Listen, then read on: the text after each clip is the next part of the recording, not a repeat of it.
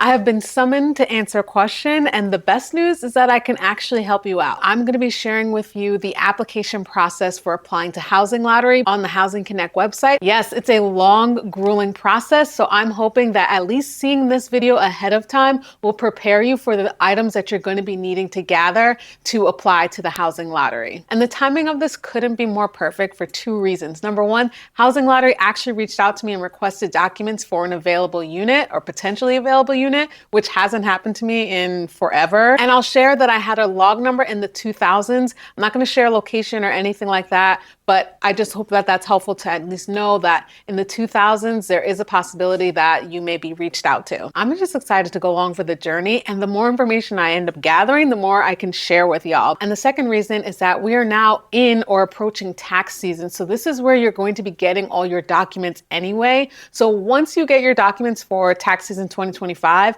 make sure you hold on to those. Make sure you get a clear idea of what your financials are, because you're already going to have to gather that anyway, and then hold on to that so that if and when you're reached out to for the Housing Lottery, you have that ready, set, go. And my application process is sadly not easy, but I think that's going to be helpful for y'all because I usually have about 10 to 15 W-2s, a bunch of 1099s. I have some self-employment stuff. So I have a complicated application.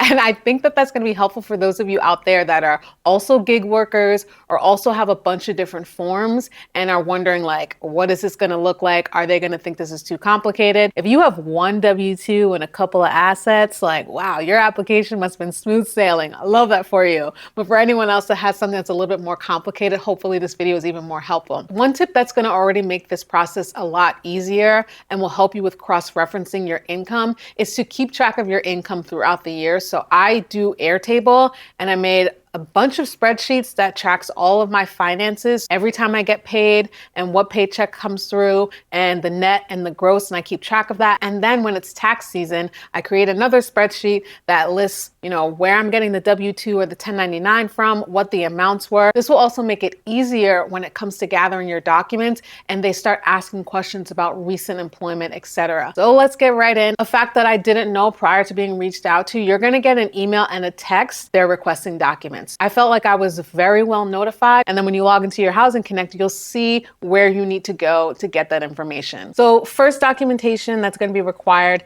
is a picture ID of everyone that is over 18 and going to be a part of this household. Picture IDs include your driver's license, your passport, military ID, NYC municipal ID, and non-driver ID. Once you have a copy of a picture of everyone's ID that's over 18, you might as well just make a folder on your computer that's like Housing Connect or Forms and start putting everything in there. You're also going to get the social security cards and tax IDs for each adult in the household. So gather copies of all of that.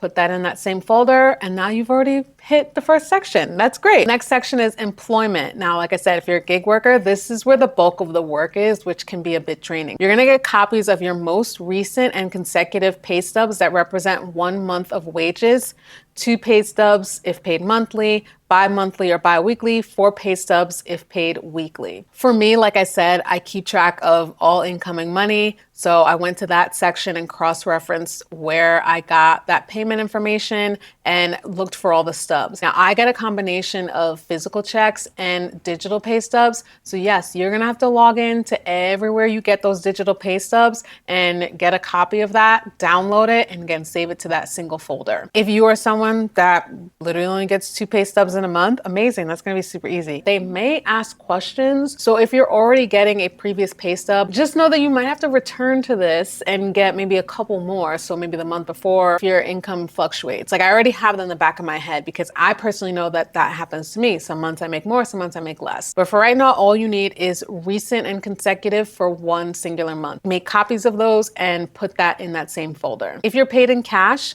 you're going to need proof of the cash payments, provide letters from employers or bank statements to support those deposits.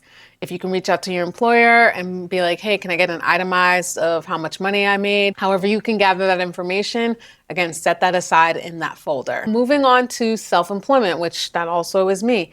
Self-employment, you need, number one, an estimated projection of your net self-employment income, gross income minus expenses, for the next 12 months. CPA letter or tax preparer statement on letterhead or self-statement. If business or self-employment income is not documented in tax filings, All third-party documentation supporting the estimate is needed. The examples of that are receipts, records of expenses, invoices, deposits, canceled checks, etc. That is a lot to take in. So however you are tracking your income, if you're self-employed, you're going to need to gather all that information to show them how that's working. Hopefully, again, this is something that you would have gathered the last tax season. And so you'd have an idea of how you're going to gather that again, or you're already logging it. That would be great if you are. Now, the next step with the self-employment section is to get copies of all your 1099s from the most recent year. So you're going to go back 1 year and you're going to get all the 1099s that were assigned to you, and you're going to put that aside as well. You're also going to need copies of your most recent year's signed Form 1040 with a Schedule C, E, or F. Make sure you have the information on your previous tax year. I usually get a physical copy, but also a digital one. So I'm going to wherever that is stored. I'm gathering that 1040. And also if I had a Schedule C, E, or F, I'm going to gather that information as well and set it aside. Copies of signed and completed most recent year's federal and state tax returns, including all schedules. So you need the whole thing anyway. Finally, if self-employed income was not reported on the previous year's tax return, copies of expenses, receipts, and other backup documentation is required. Basically, however you made this money, you got to track it. Yes, I know it's painstaking, but I feel like once you do it once, you'll now know what you need going forward to declare all of that. Now moving into the next section, it's benefit income. If you ever received any sort of unemployment, you'll need to document that as well. Unemployment payment history from the New York State Department of Labor online system. They give you a link that you can go to get that information, which is super helpful. So you just click that link. There's probably like a log page of all the times you were paid.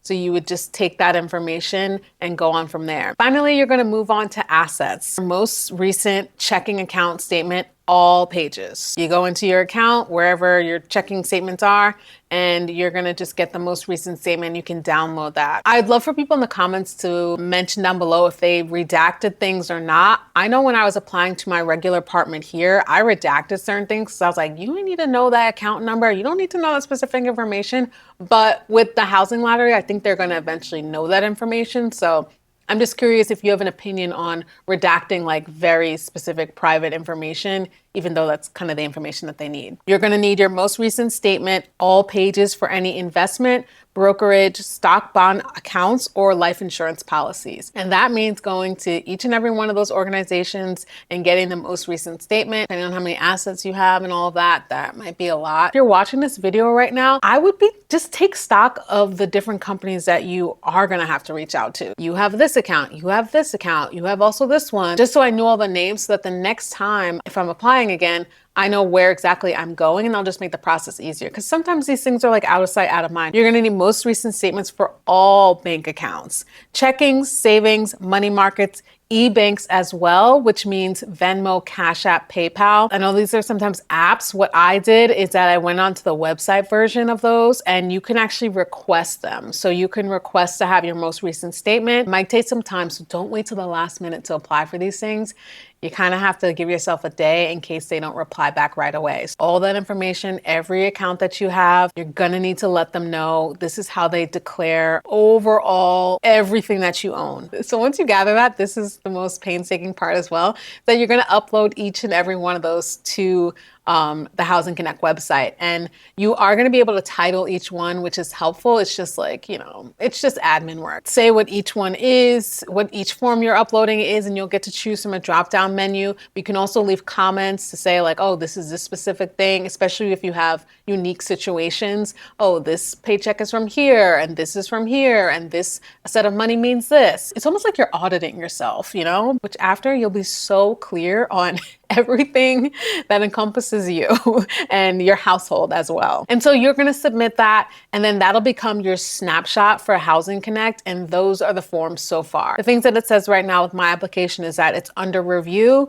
And then if they need additional documents, a marketing agent will contact you. So that's where I am in the process. I have nothing else that has come through from there. The amount of work that you're putting in for all of this, although it is tedious, it's for the benefit of this, experience. So I hope this video was helpful in just letting you know what you're going to be in for when you're being requested for documents. Questions, comments, tips, tricks, leave that down below. This is an open conversation. Don't be overwhelmed. Be prepared, okay? Thank y'all as always for watching. Hype this video if it was helpful, and I will see you in the next one.